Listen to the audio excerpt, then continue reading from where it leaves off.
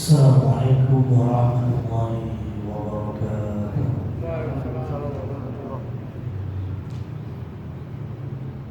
Alhamdulillah rabbil alamin. Wassalatu wassalamu ala asyrafil anbiya'i wal mursalin wa ala alihi wa ashabihi wa man tabi'ahum bi ihsanin ila yaumiddin wa ba'd. Kaum muslimin muslimat dan rekan sekalian yang dirahmati Allah Subhanahu wa taala. Segala puji Allah kita panjatkan sebagai wujud syukur di mana telah Allah mudahkan kita pada pagi hari ini kembali mengisi tempat yang mulia ini untuk menyirami hati dan jiwa kita berkenaan dengan tauhid dan akidah, dan semoga Allah juga mudahkan kita untuk memahami dan mengaplikasikan yang dikenal dengan rukun iman dan rukun Islam dan konsekuensi yang ada pada keduanya. Rekan-rekan sekalian yang dirahmati Allah Subhanahu wa taala, kalau muncul pertanyaan kenapa orang korupsi itu kebanyakan terang-terangan atau sembunyi-sembunyi? Sembunyi-sembunyi. Kenapa orang melakukan penipuan itu rata-rata sembunyi-sembunyi? Tindak kejahatan sekalipun, kenapa kebanyakan malam hari? Supaya tidak banyak orang yang melihat. Pertanyaan kenapa nggak terang-terangan? Kenapa harus begitu? Karena dia tahu, dia ngerti. Ini kalau terang-terangan pasti cepat ketahuan. Kalau seenaknya dalam bermain kriminal, ya tinggal tunggu hari mesti ketangkep. Berarti pelaku tindak kriminal atau perilaku tindakan kejahatan pelakunya mengerti kalau dirinya itu dalam kondisi salah. Dia kenal bahwa yang dilakukan itu tidak benar, makanya sembunyi. Nah, lantas kenapa muncul sebagian dari kaum muslim harapannya sih tidak ada lagi, tapi yang namanya doktrinisasi itu pasti akan ada.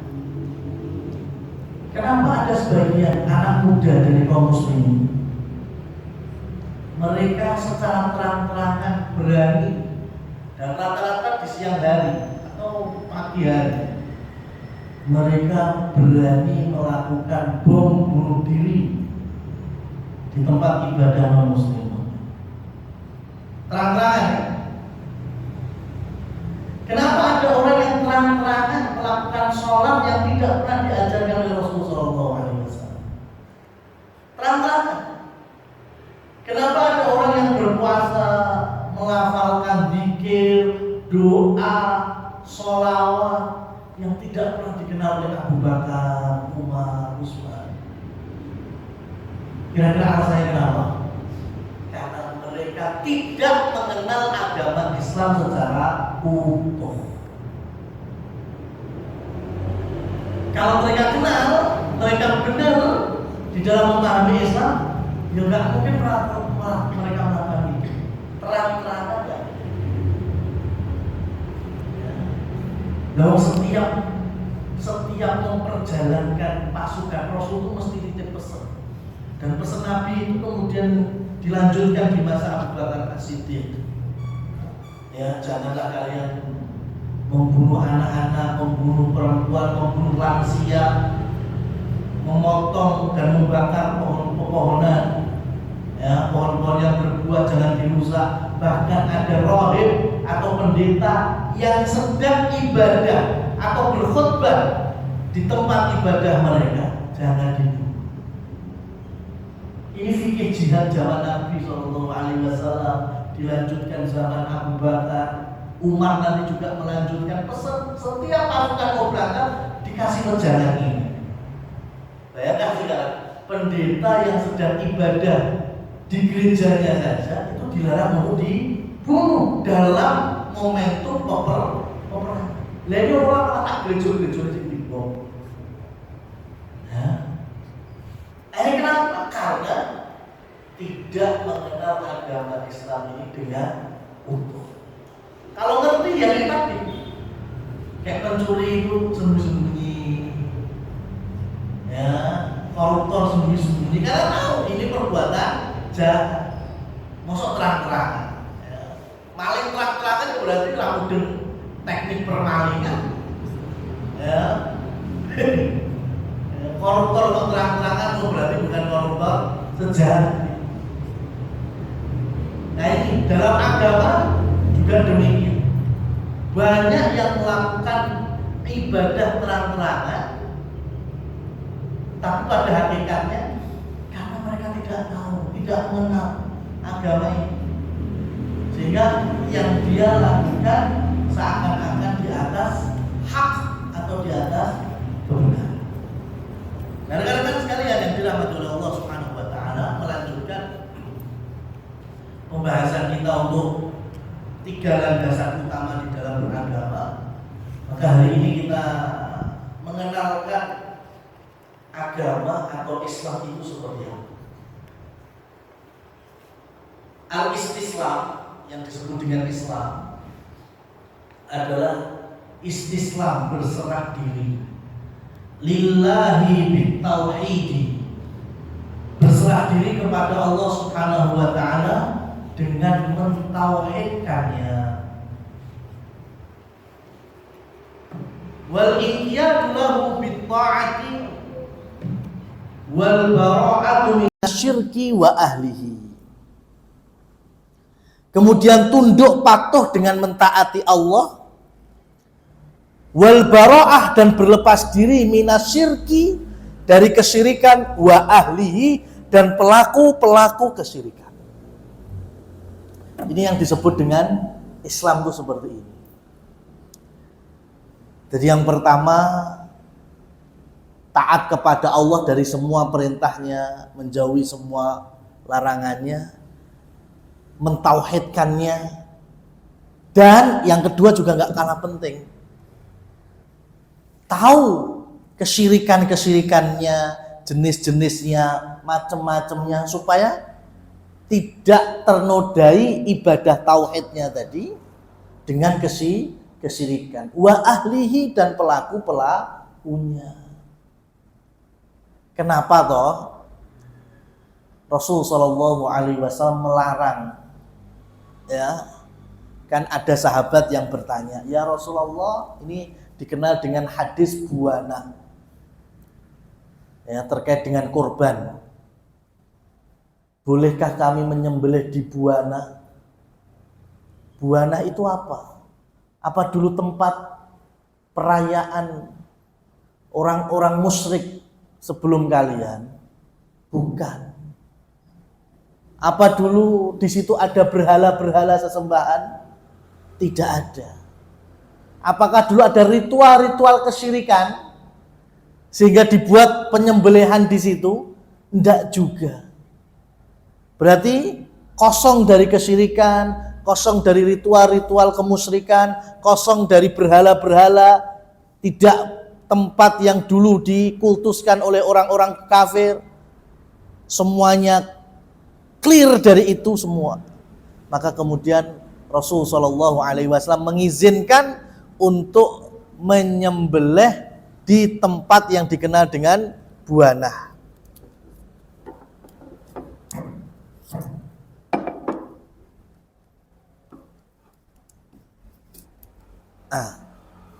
Ini rekan-rekan sekalian yang dirahmati oleh Allah Subhanahu wa taala. Kenapa Rasul itu bertanya sedetail?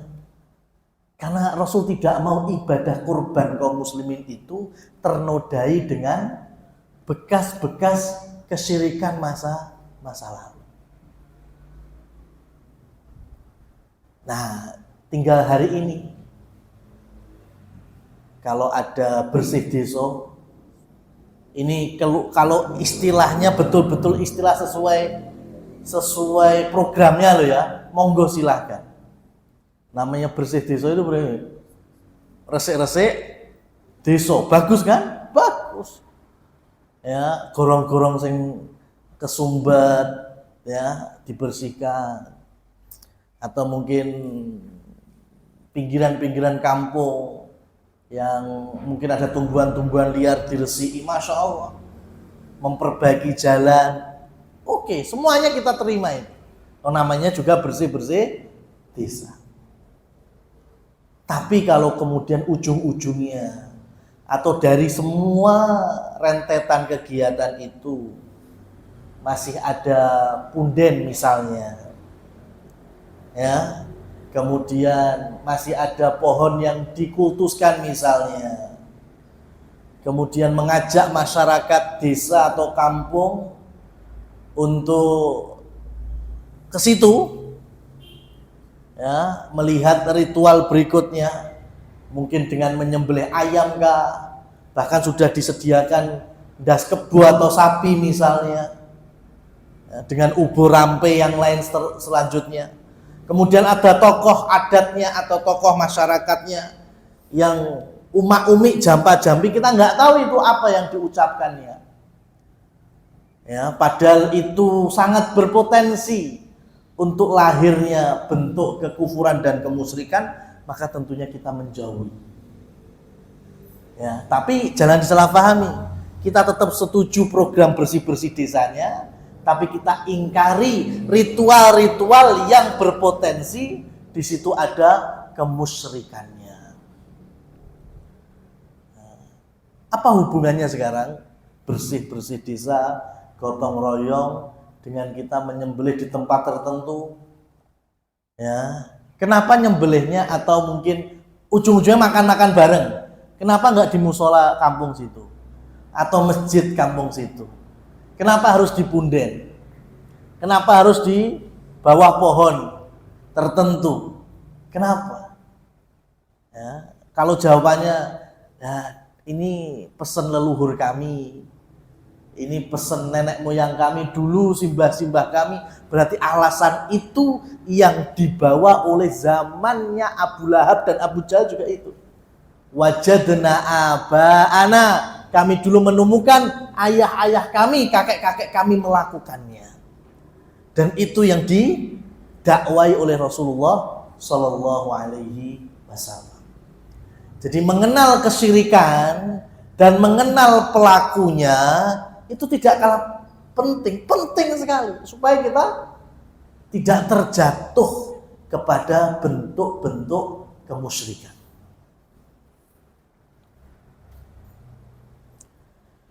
Kemudian Islam memiliki 3 tingkatan. Tingkatan yang pertama jelas muslim. Orang bersahadat asyhadu alla ilaha illallah wa asyhadu anna muhammadar rasulullah, sudah menjadi saudara kita, sedulur satu akidah. Tapi itu level paling bawah. Muslim itu, muslimah.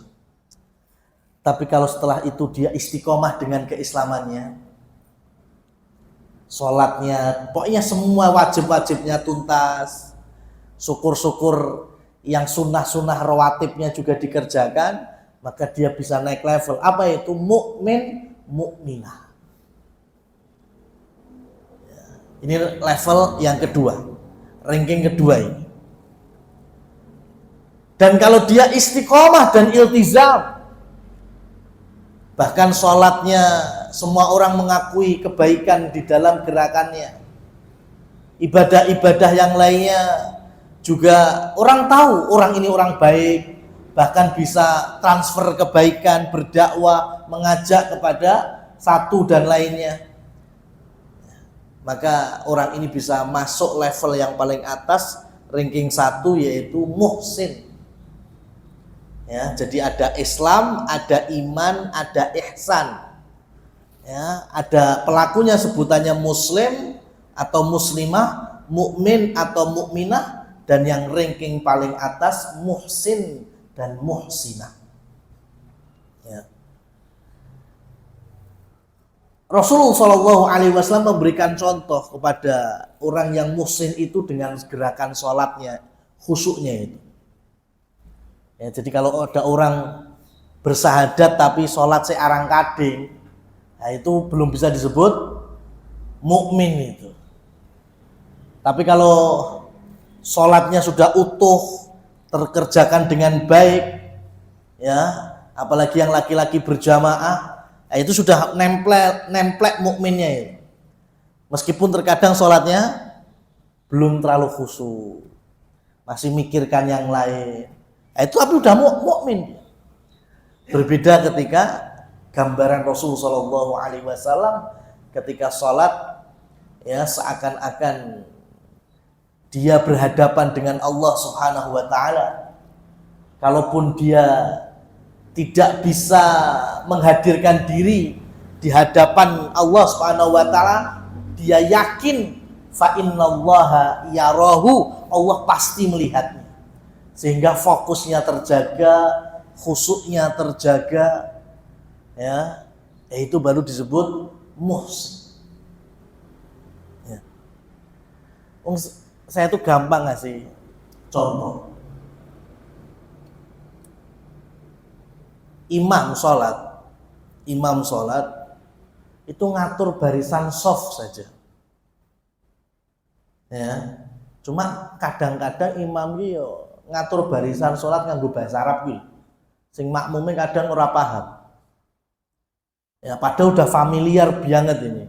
Sawwu sufufakum. Ya, samakan barisan kalian. Ya, artinya sama itu lurus, rapat. Fa inna taswiyatas sufuh min tamamis shalah. Terkadang min iqamatis shalah, sesungguhnya lurusnya barisan shaf, rapatnya barisan shaf bagian dari kesempurnaan sholat. Ini kan terjemahan Indonesianya. Tapi kan imam-imam di kita ini rata-rata pakai bahasa Arab. Sawwu sufufakum fa inna taswiyatas sufuh min tamamis shalah. Nah, ngono ada sebagian makmum jawab sami'na wa ata'na. Dikira iki wangsulan. Ya, pokoknya lah imam sawwu sufufakum, ya, sampai selesai itu jawabannya sami'na wa ata'na. Dan enggak mudeng itu. Konsekuensi sami'na wa ata'na itu apa toh? Kami dengar, kami taat. Buktinya gak rapat-rapat sofi. Ya, gak lurus kurung jawab sami'na wa ata'na. Diganti wae rasa nganggo bahasa Arab. Luruskan sofnya, rapatkan barisannya, mata kaki dengan mata kaki, pundak dengan pundak, yakin gak enek sing wangsuli sami'na wa ata'na gak enek. Ya. Karena itu tadi nggak paham maksud sami'na wa ata'na. Sahabat itu kalau sami'na wa ata'na dikerjakan. Sawwu sufufakum fa inna taswiyata sufuh min tamamis shalah. Sami'na wa ata'na, rapat bener. Lurus bener. Lah itu baru pas. Berarti mengenal arti sawwu sufufakum. Ini krungu bendina mbalesi kurwangsulan tok. Sami'na wa ata'na yo sik padha longgare, gak rapet-rapet. Maksudnya opo? Lho, terjemahane lho kami dengar, kami taat. Sing mbok rungokne mau apa? Kon lurusnya barisan, gak dilurusne. Ini yang tadi muslim.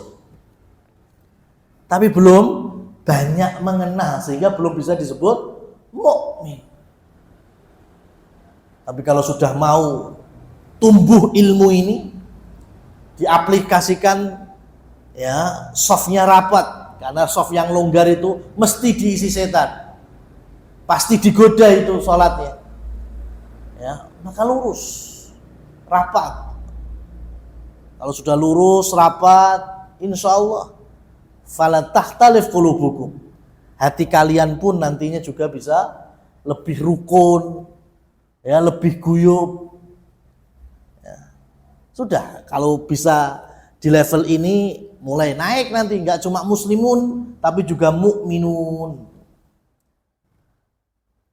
Ya, apalagi kalau sudah sholatnya semuanya bisa khusyuk, ya, bisa mengikuti bacaan imam dengan baik. Nah, itu juga naik level lagi menjadi muhsinun, ya, muhsinat. Itu harapannya. Jadi di level paling rendah sekalipun, yaitu Islam dengan ahlus syahadah atau pemilik syahadat, kita pun tetap memuliakannya. Nah, artinya kalau meninggal ya kita punya kewajiban untuk mengurusi jenazahnya. Ketika butuh sesuatu kita mampu membantunya, kita tolong, kita bantu. Ya, karena orang yang serendah apapun, selagi dia ahli syahadah, yang punya syahadat itu lebih mulia dibandingkan orang yang bukan ahli syahadat, yaitu orang kafir atau ahli syahadah tetapi syahadatnya gugur karena kemusyrikannya. Nah,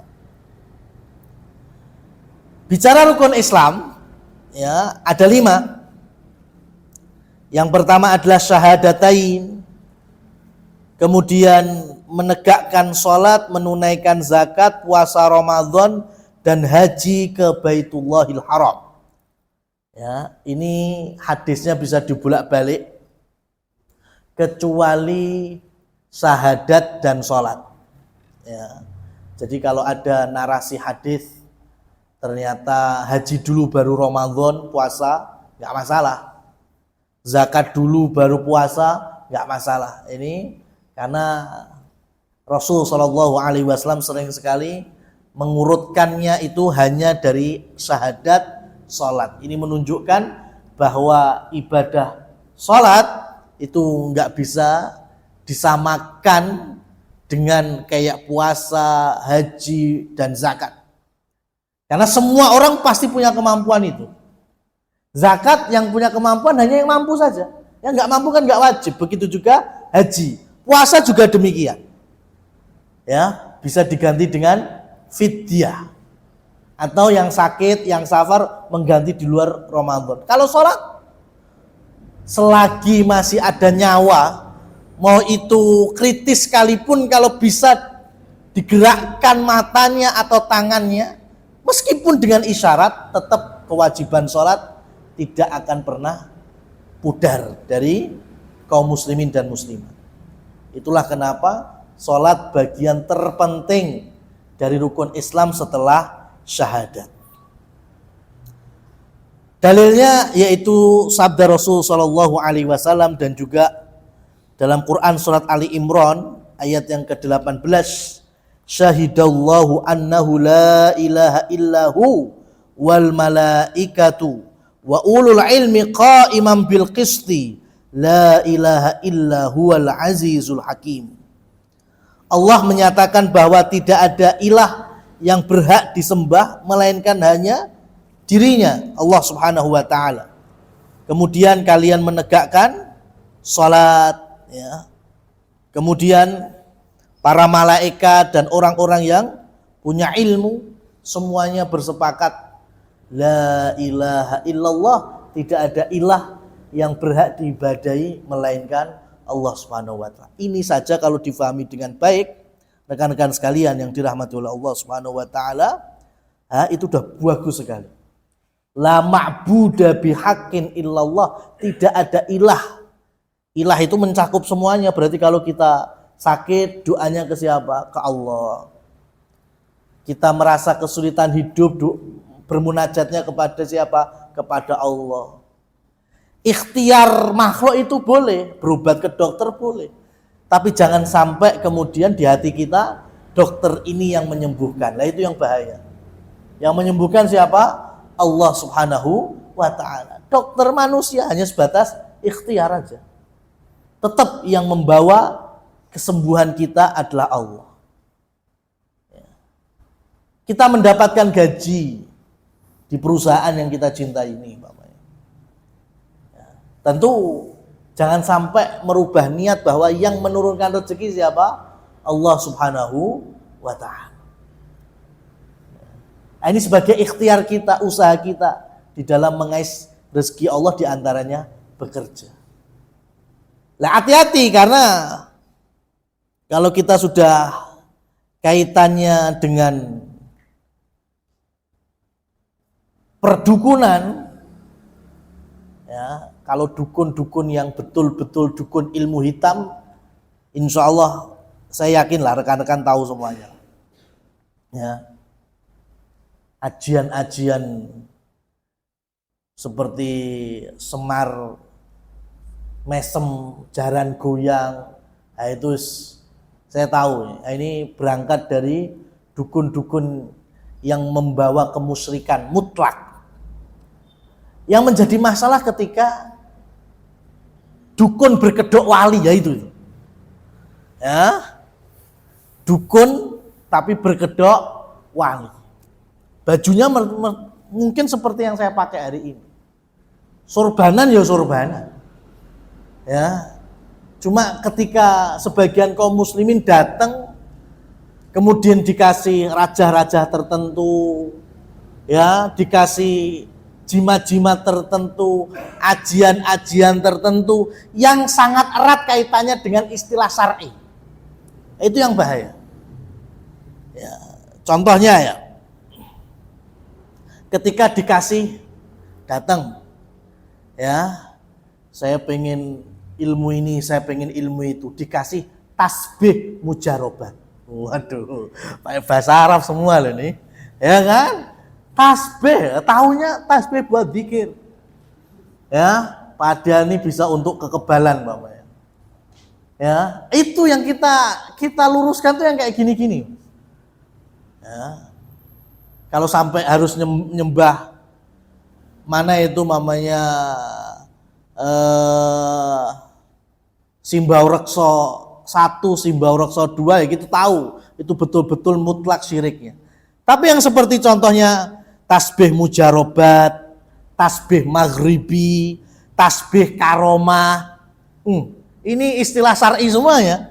Kemudian ada minyak samsiah, minyak yasinan akbar. Waduh, ya, ini yang pernah punya ini mungkin ya bisa murojaah nih. Artinya jangan diulangi lagi. Minyak tahlilan kubro, kurang apa namanya bahasa Arab apa lagi nih. Kemudian batu Raja Sulaiman, rompi Rijalullah. Ini masih banyak ini kalau di Solo nih jual ini. Batu umroh, waduh, lah permen coklat itu rapopo lah gue ya. Sing kerikil coklat umroh lah gue rapopo. Ini bukan, ini biasanya untuk penyembuhan. Zikir rezeki Sulaiman. Coba kalau dipikir-pikir semuanya untuk keuntungan duniawi.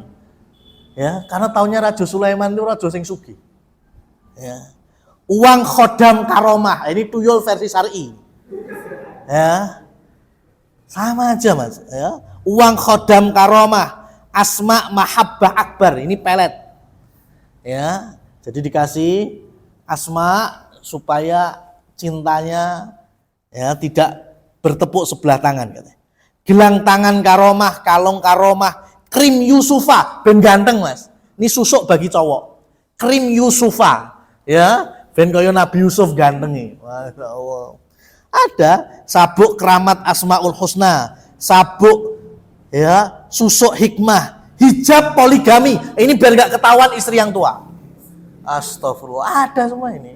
Ya kan? Hijab poligami. Ya kan? Biar aman. Sama istri mudanya biar aman, datang ke, ya itu tadi dukun berkedok wali dikasih ini pakai ya 3 kali sehari, ini hijab poligami, aman. Istri tua nggak tahu, istri muda nggak tahu.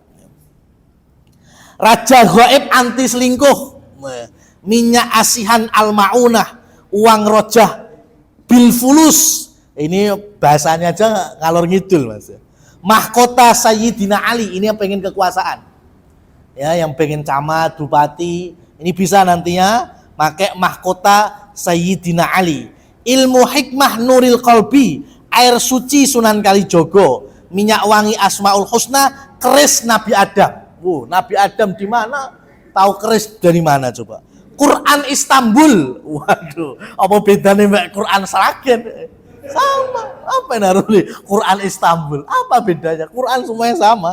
Ya, menikah dengan jin muslim. Wah, ini. Mas, apa beda? Terus kalau mamanya menikah di jin muslim terus oleh ngono, halal, barokah gitu. Masya Allah. Ya. Imam Ahmad aja melarang, yang muslim aja melarang, apalagi jin yang lain. Ya. Orang bangsa jin dengan kita itu lebih muliaan kita. Ya, manusia muslim dengan jin muslim lebih mulia mana? Lebih mulia kita yang muslim. Lawang kita yang muslim aja enek sing utang gak bayar. Ada apa enggak itu mah? Ya, neng-nengan mbek tonggone tahun-tahunan, enek moral. Jin muslim lebih parah lagi. Juga ada yang kayak gitu. Jadi jangan tersilaukan dengan istilah-istilah muslimnya. Ya.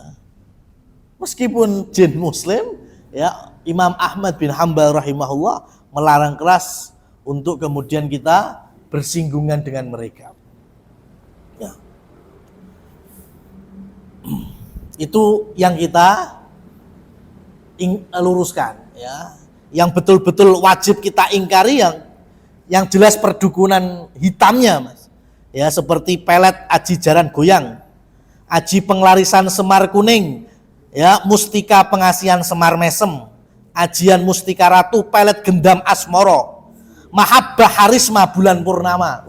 Masih pakai bahasa Arab lagi nih. Ilmu gaib sukma sejati, ajian gaib damai perkasa, ajian putar giling sukmo, minyak suci penakluk cinta, berlian merah delima, aji nogo penyatu jiwa, peci pangaribowo. Wah gimana gitu ya, rong yuto wayu ya. Wis tak isi Mas. Isine apa? Yo keringet.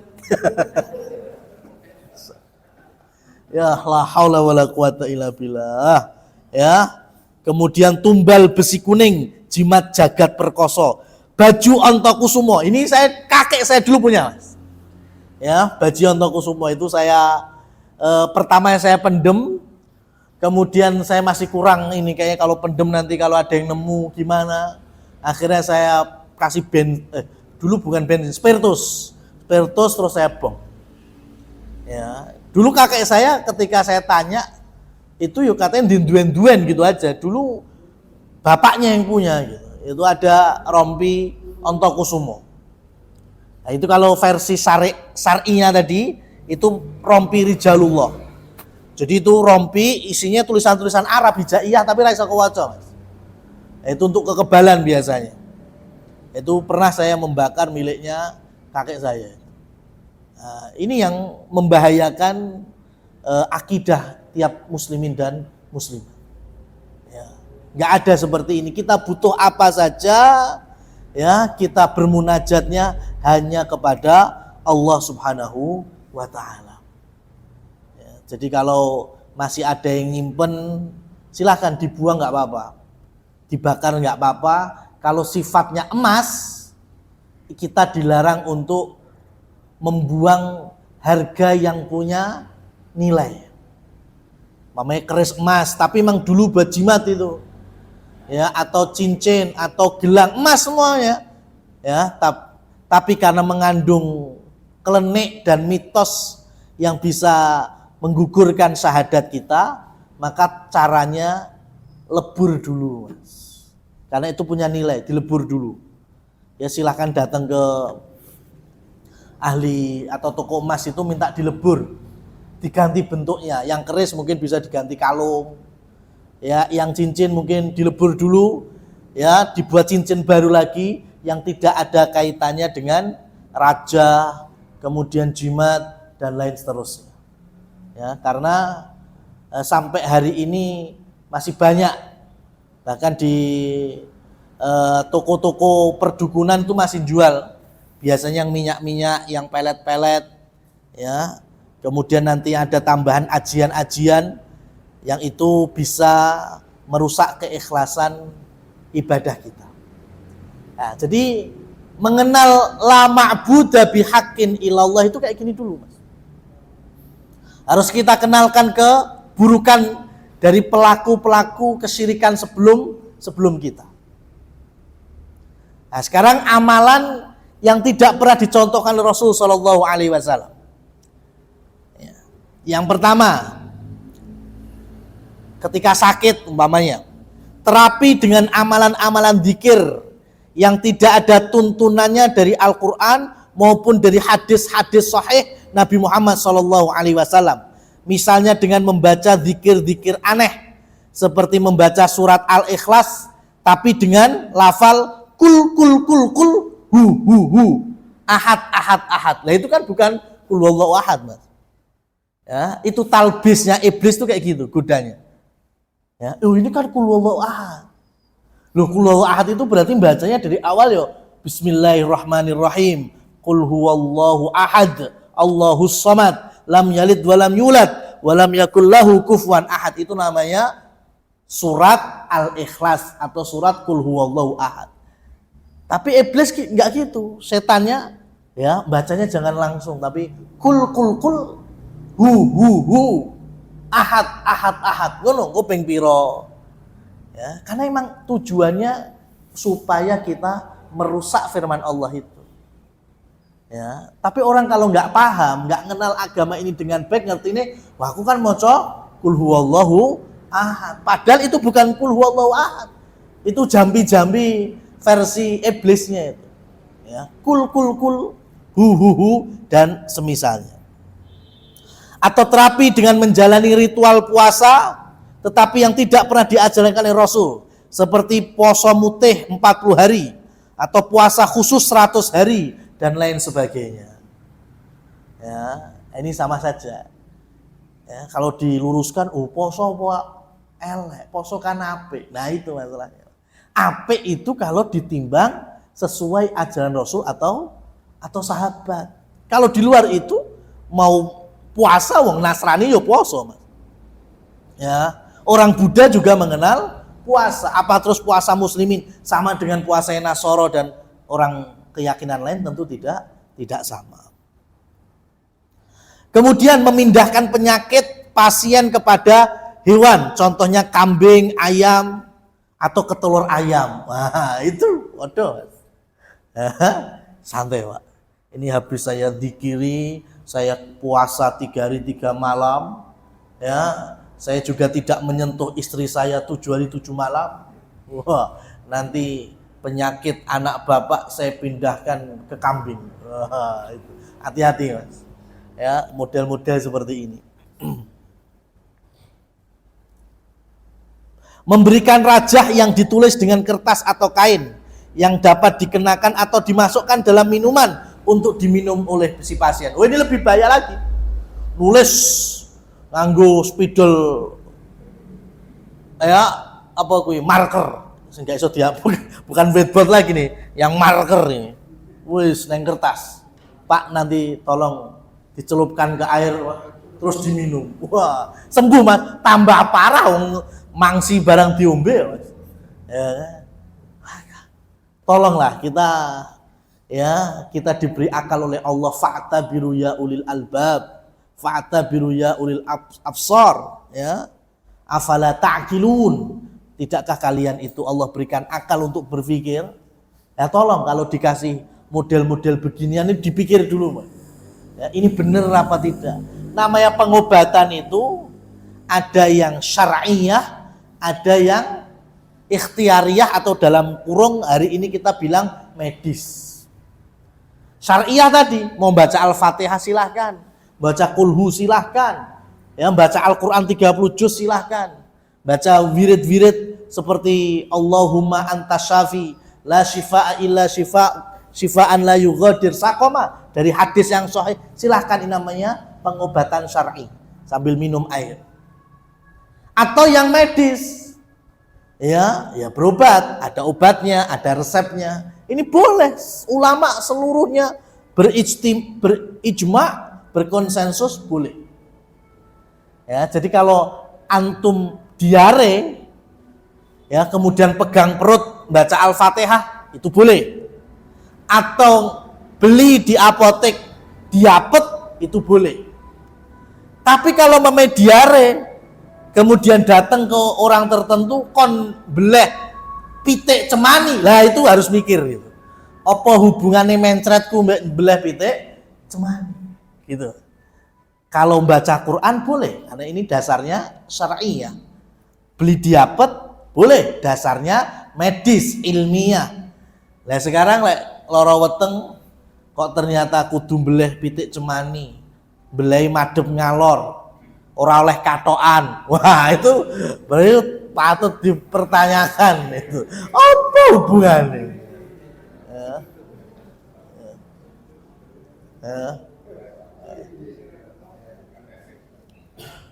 Makanya kan pernah juga saya sampaikan. Ini tahun 2023 loh Mas. Tahun 2023 saya dimintain penyambung lidah keluarganya ya. Kemudian saya datang dengan keluarga besar tersebut lamar. Gak ditompo. Ditolak. Ya. Kemudian balik saya. Ya, di rumahnya saya masih dijamu itu, terus wong tuane macam-macam cerita. Ya, kemudian di salah satu ceritanya itu yang kemudian saya cut, goro-goro iki malah ra ketompo. Padahal Pak Ustadz, kula niku wis guwak suwal ning dhuwur gendeng lho.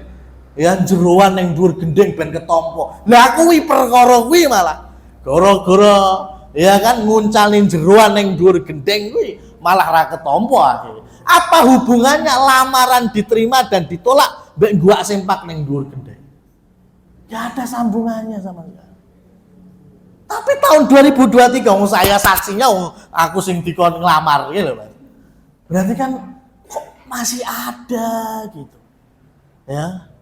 Terus sampai kapan kita beragama menjadi muslim, muslimah tapi masih tersampuli dengan klenik, mitos yang rata-rata, saya nggak ngomong semuanya ya, rata-rata itu berpotensi mengotori akidah dan keyakinan kita kepada Allah Subhanahu wa Ta'ala.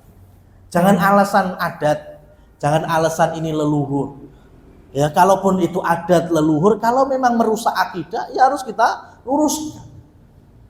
Mosok terus kita pengen ya mlebu neraka ya bareng-bareng dengan orang-orang sebelum kita, kan tentu nggak mau. Kalau bisa kita pemutus mata rantai itu.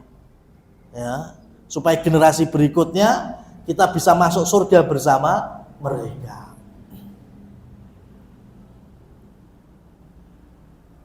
Nah, kaum muslimin muslimat, ya rekan-rekan sekalian yang dirahmati oleh Allah Subhanahu wa Ta'ala. Jadi kembali lagi bahwa la ma'buda bihaqqin ilallah itu punya konsekuensi seperti tadi. Jadi jangan cuma salat tok kita sudah disebut mukmin sempurna, enggak. Kalau kita sholat tapi punya keyakinan kayak tadi, melakukan ajian-ijian kayak tadi, ya berarti ya kita belum bisa disebut orang beriman dong. Dari satu sisi kita masih meyakini sesembahan selain Allah. Siapa yang disembah? Selagi ada keyakinan barang tertentu membawa manfaat dan menolak madharat, ya, maka ini yang disebut dengan sesembahan. Ya. Begitu pula ketika cerita Nabi Ibrahim dengan ayahnya. Wa idh qala Ibrahimu li abihi. Ketika Nabi Ibrahim ya berkata kepada ayahnya, wa qaumihi dan juga masyarakatnya, innani bara'um mimma ta'budun, sesungguhnya aku berlepas diri, ya tidak bertanggung jawab terhadap apa yang kalian sembah, illalladzi fatarani fa innahu sayahdin, ya tetapi aku menyembah ilah atau sesembahan Tuhan yang menjadikanku, yang menciptakanku, yang memberikan hidayah kepadaku, wa ja'alaha kalimatan baqiyah fi aqibihi la'allahum yarji'un, dan Nabi Ibrahim menjadikan kalimat tauhid itu kalimat yang kekal pada keturunannya, ya, supaya mereka kembali kepada kalimat bertauhid tersebut. Bayangkan sekarang sekelas Nabi Ibrahim itu masih berdoa, Allahumma jnubna, ya Allah jauhkanlah aku dan anak keturunanku, ya, dari kemusyrikan, dari kekufuran. Itu sekelas Nabi Ibrahim, bapaknya tauhid, para nabi dan para manusia seutuhnya. Itu masih khawatir syirik. Nah, siapa kita sekarang? Ya, Nabi Ibrahim itu bapaknya itu sudah maintenance berhala. Ya, itu mulai yang menciptakan sampai merawat. Ya, itu bapaknya yang dalam riwayat disebut namanya Azar. Ya, jadi kalau hari ini ada yang nggak terima, ya tentu kita juga bukan dengan hawa nafsu berkatanya. Kalau orang tua Nabi Muhammad SAW itu, saya nukilkan ucapan Nabi Muhammad sendiri bahwa mereka orang tua Nabi itu nantinya di neraka. Itu kan banyak yang nggak terima. Padahal sekarang ayahnya Nabi Ibrahim di mana? Yo, di neraka. Kenapa nggak banyak yang nggak terima? Tapi kenapa ketika ayahnya Nabi Muhammad di neraka, kenapa banyak yang nggak terima? Ya nggak tahu saya, makanya heran kan. Sekarang ayahnya Nabi Ibrahim di neraka. Kemudian anaknya anaknya Nabi Nuh juga di neraka. Kemudian suaminya Asia Fir'aun juga di neraka. Ini kan orang-orang terdekat semuanya. Gak banyak orang yang komplain. Tapi ketika Nabi Muhammad bilang bahwa ayahku dan ayahmu di neraka, pada banyak yang komplain. Padahal ini bukan karena hawa nafsu. Kita juga pengen orang tua Nabi di surga itu pengen. Tapi Nabi sendiri mengatakan bahwa orang tua beliau di neraka. Paman beliau yang paling dicintai Abu Thalib itu juga di neraka. Itu banyak yang gak terima. Bahkan sampai mereka sebagiannya merubah tafsir. Abu Thalib itu nama aslinya itu bukan Abu Thalib. Kalau dalam sirah Nabi, nama aslinya itu Abdul Manaf. Tapi sebagian orang tidak mau menggunakan itu. Nama aslinya Abu Thalib itu Imran. Nanti digatuk nih, ayat Allah, Innallaha astafa Adam wa Nuhan wa ala Ibrahima wa ala Imrana 'alal alamin. Allah istimewakan manusia itu ada Nabi Adam, ada Nabi Nuh, ada Nabi Ibrahim sekeluarga, ada Imran sekeluarga. Lah Imran itu siapa? Abu Thalib. Ya, Imran itu siapa? Abu Thalib. Jadi Abu Thalib itu imannya melebihi keimanan Abu Bakar dan Umar. Itu versi mereka. Supaya apa? Supaya anak turunnya aman, Mas. Kan mendapatkan firman Allah tadi, keluarga Ibrahim dan keluarga Imran atas seluruh manusia yang ada di muka bumi ini. Imran siapa? Abu Thalib. Abu Thalib punya anak siapa? Ali bin Abi Thalib. Dan keturunannya itu aman, maksum, terjaga. Itu ujung-ujungnya lagi apa? Dunia, kepentingan pribadi, kepentingan keluarga. Na'udzubillah. Itu sampai berani ya mengubah tafsir Quran. Ya, hanya untuk kepentingan keluarga besar mereka. Ya. Kemudian mengenal Islam yang kedua yaitu syahadat Muhammadur Rasulullah, sebagaimana di dalam surat At-Taubah Allah berfirman, laqad ja'akum rasulun min anfusikum azizun 'alaihi ma 'anittum harisun 'alaikum bil mu'minina raufur rahim. Sesungguhnya telah datang kepada kalian seorang rasul dari kaummu yaitu Nabi Muhammad, berat terasa olehnya penderitaan kalian, ya, sangat menginginkan keimanan dan keselamatan bagi umatnya itu, amat punya rasa welas kasih lagi penyayang terhadap orang-orang yang beriman, yaitu Nabi kita Muhammad Sallallahu Alaihi Wasallam. Nah sekarang konsekuensi ketika kita bersyahadat wa anna Muhammad Rasulullah itu apa saja? Yang pertama, ta'atuhu fima amar. Dari semua perintahnya ya kita laksanakan. Sudah. Nomor satu ini saja. Semua perintah Rasul dilaksanakan. Itu saja sudah nggak muat. Keseharian kita itu udah nggak muat. Lah nyaponan dadak munculkan ritual-ritual ibadah yang tidak pernah dicontohkan, kan aneh. Ya, kita ini diminta melakukan apa yang diperintah oleh Nabi. Salat ya ala Nabi, puasa ala Nabi, zikir, doa ala Nabi, berbusana juga sesuai dengan petunjuk Nabi. Itu aja kalau kita lakukan 24 jam non-stop, itu kadang masih susah. Lah kok wani-wani menggawe syariat baru, ajaran baru yang tidak pernah diajarkan oleh Rasul Sallallahu Alaihi Wasallam, kan aneh. Ya. Yang kedua, tasdikuhu fima akhbar, membenarkan semua yang keluar dari lisannya Rasul Sallallahu Alaihi Wasallam. Rasul membawa nubuat. Ya, bukan ramalan kalau Nabi itu nubuat, karena pasti akan terjadi. Ya. Jadi umpamanya besok di akhir zaman akan keluar Dajjal. Nah, kita yakini berarti pasti akan keluar Dajjal. Ya.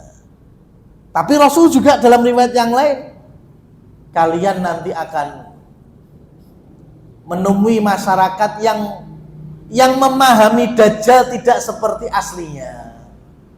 Artinya apa? Dajjal itu hanya sebuah karakter saja. Pendusta disebut Dajjal, zalim disebut Dajjal. Tapi kalau diajarkan Dajjal yang asli muncul, malah gak percaya. Itu akan ada. Kita yakini itu pasti akan muncul. Ya, pasti akan muncul. Rasul Shallallahu Alaihi Wasallam akan datang suatu masa yastahillunal hirra wal harira, yang menghalalkan sutra bagi laki-laki dan menghalalkan alat-alat musik. Kita yakini bahkan sudah terjadi hari ini. Ya, laki-laki pakai kain sutra, ya, kemudian malah di sana sini ada jualan alat musik. Nah, itu bukan di zaman ini. Rasul sudah menyampaikan jauh-jauh dari 14 abad silam. Ini bagian dari tasdikuhu fima akhbar, membenarkan berita yang keluar dari Rasul Shallallahu Alaihi Wasallam. Kemudian yang ketiga, ijtinabu manaha anhu wa zajar, menjauhi segala apa yang Rasulullah larang dan yang Rasul peringatkan. Ya, hati-hati kalian. Ya, dengan siapa? Banyak Rasul sampaikan. Hati-hati kalian dengan umpamanya tatoyur, ya, masalah perbintangan. Ya, hari ini dijadikan sebagai acuan apa ya istilahnya, pergaulan, ya, zodiak. Ya. Kemudian hati-hati kalian dengan orang yang setelah mendengar pasti menceritakan, mendengar sana sini diceritakan. Ya, karena ini potensi kalau tidak bersamamu menceritakan keburukan orang lain di hadapanmu, ya berarti kalau pas kamu nggak ada, dengan orang lain menceritakan keburukanmu. Itu Rasulullah sudah ngasih peringatan seperti itu. Ya. Kemudian iyyakum wan niyaha, hati-hati. Kalau ada yang meninggal dari kerabat, ya itu jangan histeris, sedih boleh, tapi jangan sampai merubek baju, kemudian nampar pipi, itu namanya niyahah. Ya. Kemudian ketika Rasul Shallallahu Alaihi Wasallam dalam fikih berkabungnya istri, ya entah itu ditinggal suami atau janda, ya itu dengan adanya masa iddah, ada masa al-ihdad, yaitu memang dia kalau keluar rumah seperlunya itu pun tidak berdandan, ya selama 4 bulan 10 hari itu. Kalau janda, ya nanti bisa nikah lagi setelah itu. Tapi hari ini Masya Allah, janda-janda milenial nih bahaya, Mas. Ya ditalak itu langsung sesuke bakulan neng TikTok, Mas. Buandan ayu-ayu. Kalau ditanya, bukannya ini masih masa iddah, nah terus nanti anak saya siapa yang ngasih makan? La haula wala quwwata. Laki-laki, ujung-ujungnya dunia, Mas. Ya. Ya kalau bicara itu, iya, tapi kan ora kaya ngono tetep. Ya, larangan Rasul tetap harus dilakukan. Ya kan? Apa-apaan ini terus ini rusak kabeh agama. Itu makanya kata sebagian ulama tabi'in, dan itu betul nyata hari ini. Besok itu ada satu masa yang mereka saking tidak mengenalnya Islam. Itu kalau ada makanan jatuh sebentar, kemudian mereka ambil dan dibersihkan, kemudian dimakan, maka yang lainnya akan melihatnya, ih, jijik. Nah, ngono Mas. Ya, bayangkan sekarang nyata itu. Ya, mungkin ada kerupuk atau keripik ceblok, alah harus enek 3 detik itu. Ya, dijupuk, dikipat-kipat nih, dimplok lagi. Itu mungkin sampai ngeliat, ih, gila nih, orang nate mangan keripik wae. Loh, ini ajaran. Ini perintah Rasul Shallallahu Alaihi Wasallam. Kalau ada makanan yang jatuh, ya kering kan dulu kurma biasanya. Ya, jatuh kurma, kemudian diambil, selagi tidak ada najisnya. Hanya kotoran debu, itu debu kan nggak najis, bahkan kita bertayamum dengan debu, maka tinggal kita bersihkan aja, kemudian kita makan lagi. Ini anjuran Rasul. Tapi hari ini apa kata sebagian tabiin, saking nggak mudengnya muslimin dengan agamanya, lihat orang makanannya jatuh diambil, dibersihkan, dimakan lagi, mereka katakan gila nih mbak jijik. Itu hari ini kita berada di zaman itu.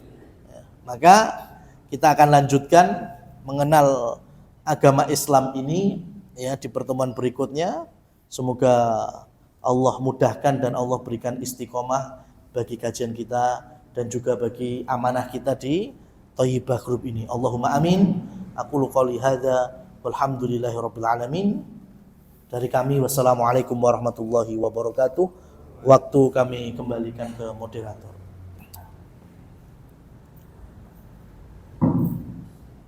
Baik, alhamdulillah. Setelah kita dengarkan lagi kajian, sebelum kita tutup, mungkin dari rekan-rekan ada yang ingin bertanya.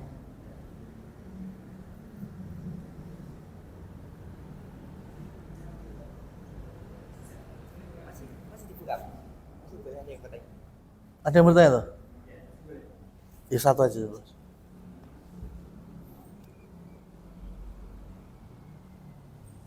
Bismillahirrahmanirrahim. Assalamualaikum warahmatullahi wabarakatuh. Waalaikumsalam warahmatullahi. Sebelumnya saya minta maaf ini sudah jam 9, Ya. tapi ada sedikit pertanyaan dari saya.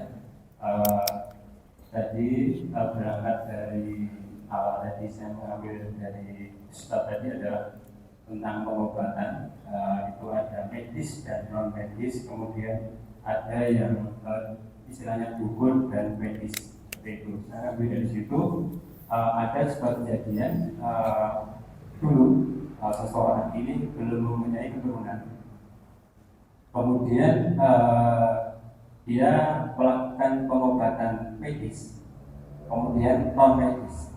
Yang disebut non medis di sini adalah tidak berbentuk yang Ustadz tadi, yang ada di istilah Islam itu dia ke dukun, tapi dengan berobat Jawa, istilahnya herbal, seperti itu. Jadi di medis dinyatakan beliau ini adalah sehat, tidak ada kurang suatu apapun. Kemudian beliau ini ke dukun istilahnya. Beliau ini dikasih obatan Jawa herbal, jadi ramuan seperti itu. Kemudian alhamdulillahnya beliau ini mendapatkan keturunan.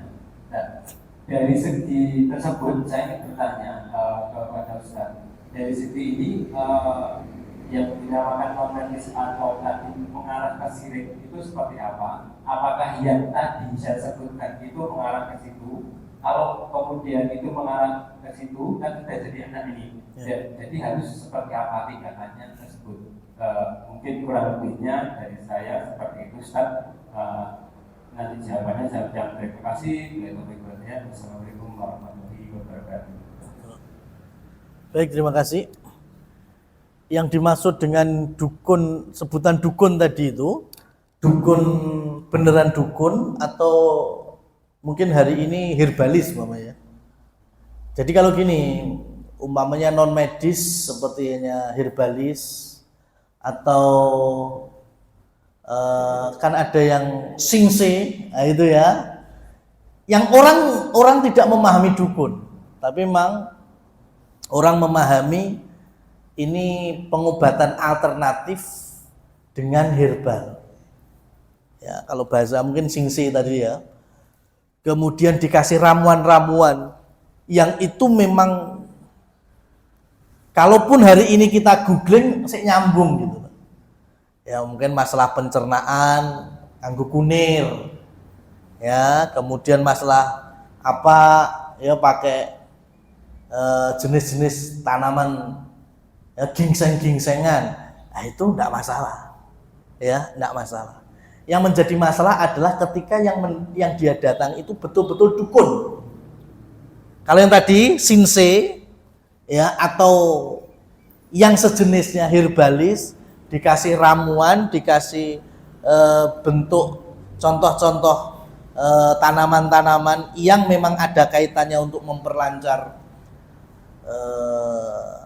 kehamilan, tidak masalah. Itu sama sekali tidak ada kesalahannya. Boleh. Itu bagian dari ikhtiar mubah. Dibolehkan. Yang menjadi masalah ketika yang didatangi betul-betul yang sing dicap dukun gitu. Sing dicap dukun. Dan ketika ngasih tadi ya, ngasih ramuan tadi, ternyata ramuannya memang ramuan yang ada kaitannya dengan ikhtiar kehamilan. Dan qadar Allah, atas kehendak Allah hamil. Ya. Tentu ketika mendatangi dukun ini udah masalah. Karena sudah masuk ke dalam kategori man atakahinan. Ya, mendatangi dukun tanpa mempercayai, hanya datang tok, kemudian dikai resep terus pokoknya aku ora percaya mbek dukun kuwi. Ya, pokoknya sing ngekei keturunan rezeki anak kuwi Allah. Maka dia konsekuensinya la yuqbal sholatuhu arba'ina lailan. Jadi tidak diterima sholatnya 40 hari atau 40 malam. Lebih parah lagi ketika dia datang kepada dukun, kemudian dikasih ramuan, dan ternyata dengan ramuan itu hamil, kemudian keyakinannya, wah jan dukunnya top tenan. Dokternya, profesornya jan masuk belas kilo, pisan langsung tok cek. Iki jenenge iki kayak dukun tiban ini. Nah ini yang bahaya di sini. Man atakahinan fasa'alahu ya wasaddaqahu, dan mempercayai ya faqad kafara bima unzila ala Muhammad, sungguh telah kafir dengan apa yang turun kepada Muhammad. Artinya bahaya, berarti syahadatnya bisa gugur. Bagaimana? Taubatan nasuha ya, kemudian kembali bersyahadat asyhadu alla ilaha illallah wa asyhadu anna Muhammadar Rasulullah, dan kemudian menyesali perbuatannya yang dulunya pernah mendatangi dukun. Masalah anaknya nggak masalah, anak udah lahir gede nggak ada kaitannya itu. Yang menjadi masalah itu orang tuanya atau salah satu di antara mereka yang betul mendatangi dukun. Ya, karena kalau dukun ternyata ramuannya kok pas, ya, nah itu banyak juga masalahnya. Seperti yang sangkal putung itu ada yang murni herbalis, ya, ada emang betul dukun itu. Tapi kan ujian di kitanya selaku orang awamnya sama-sama punya manfaat apa? Mengembalikan tulang yang patah. Jadi itu dengan skillnya itu bisa tanpa operasi, ya, itu bisa meskipun tidak sesempurna sebelumnya, itu ada tanpa kaitannya dengan ilmu-ilmu perdukunan. Nah, ini masih tidak apa-apa, ya. Tapi saya pernah mengantarkan teman saya dulu itu, kemudian saya tarik, katanya memang alternatif nih, nggak ada dukun-dukunnya, pakai batu sing koyo neng kali itu, Pak, putih-putih batu kapur. Ya ditarik-tarik nih gini, saya ngerasa umi-uminya itu nggak wajar. Saya bilang, Mbak, saya punya batu lain, pakai batu saya aja kok. Enggak, harus batu ini. Loh, kan ini buat apa ya, Pak? Saya punya batu yang sama, nggak ada. Ya biasanya di growot, sikil jatuh itu kan, ya itu sama persis. Ya kan, harusnya kalau sama kegunaannya kan nggak masalah. Tapi nggak mau diganti. Nah ini menjadi pertanyaan. Ya saya tarik teman saya udah saksinya. Ya ini berarti ada ciri perdukunan. Harusnya kalau nggak dukun dia mau, malah iso apa-apa lah, lumayan kita tak ubah sih, kan? Ini pakai yang baru. Nah, jadi kembali lagi kalau itu bukan dukun secara masyhurnya, tapi hanya herbalis atau sinse, maka nggak masalah. Tapi kalau dukun atau paranormal atau yang dipahami dengan perdukunan, maka diminta untuk bertaubat dan kembali mengucapkan syahadat sebagai bentuk taubat nasuha dan rasa penyesalan karena dulunya pernah bersinggungan dengan perdukunan. Demikian wallahu a'lam bishawab.